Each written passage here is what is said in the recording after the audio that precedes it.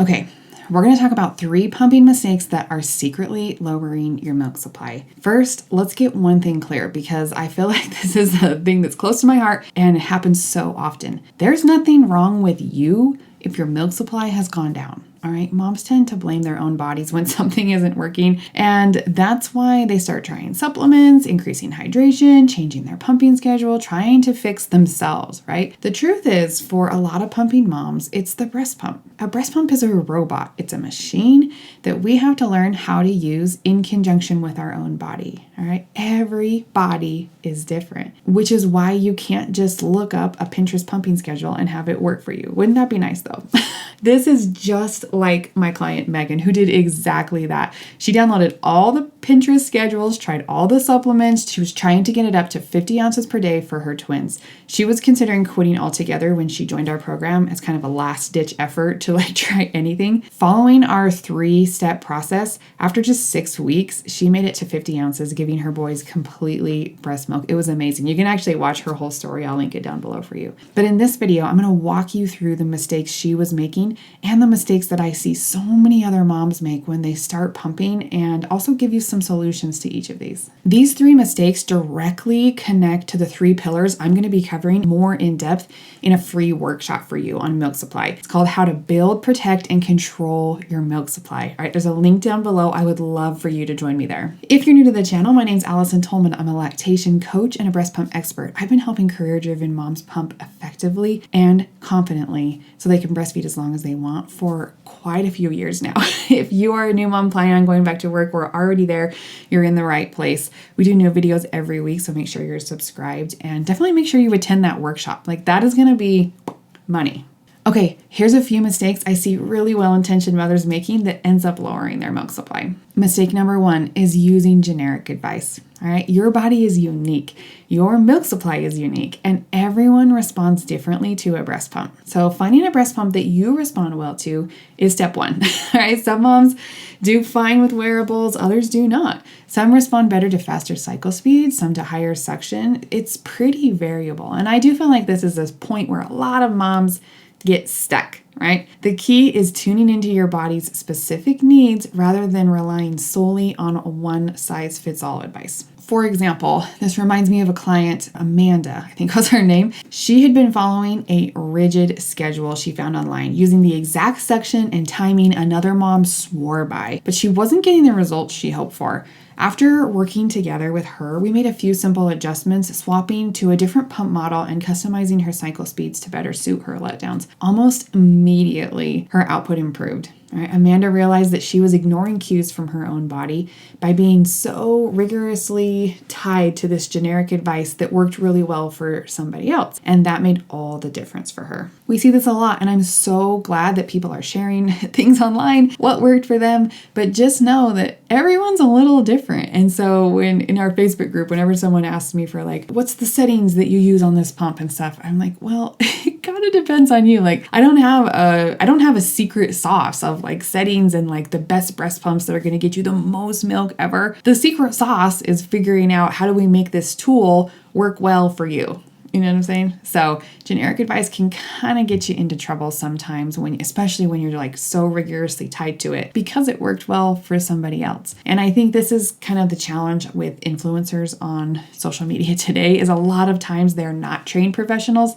They're just kind of telling you what worked well for them. And I'm so happy that it worked well for them and they got good results. But just know that you can't always just find that Pinterest pumping schedule or that supplement that magically worked for someone. It doesn't always work like that. This actually leads us really well into mistake number 2, which is not pumping correctly. And when I say correctly, I mean specifically not pumping correctly for you. Again, you are very unique here.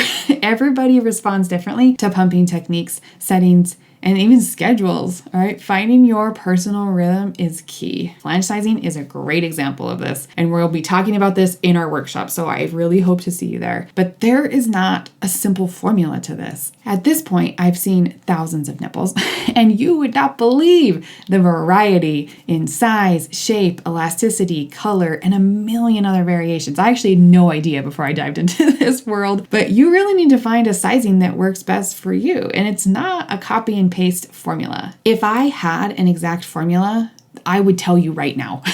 Like I would say, measure this, add this, boom, flange sizing done. But that's just not how that works. Some other aspects of pumping correctly include experimenting with some different suction levels and cycle speeds. Sometimes a simple change can make a big difference, especially when we're working on getting fast and predictable letdowns. All right, don't assume one technique works for everyone. We're going to dive into that a bit deeper in our framework when we're in that workshop too. So again, I'd love to see you there. But a good example of this is one of our clients, Monica. She was a busy nurse. You guys are busy. Who felt like her pumping sessions were taking too long and not producing much milk. After walking through our framework, she realized she was using the wrong flange size, her suction settings were too low, and a couple other things. But mainly after adjusting flange sizes, experimenting with a little bit different cycle speeds, I think she liked them a little bit faster on her pump, Monica found a really good pumping rhythm and saw a noticeable increase in her output in a better amount of time, right? We want fast and efficient pumping. It's always so interesting to me because it's usually a different combination of things for everyone. For Monica, it was flange sizing and pump settings. But I've also had clients where it was a schedule tweak and emotional barriers. Others struggle with letdowns. Sometimes that's tied to flange sizing and mental blocks as well. Just like all the little pieces kind of come in together. So fun for me to help somebody unravel that and figure out what are the most important parts of this process for them so they can ditch everything else and only do what matters. Some struggle with finding a pump that they respond well to. I don't know. It's always a combination of things. And this actually leads us really well into mistake number 3, which is always trying new things to increase your milk supply. Always in this more mindset.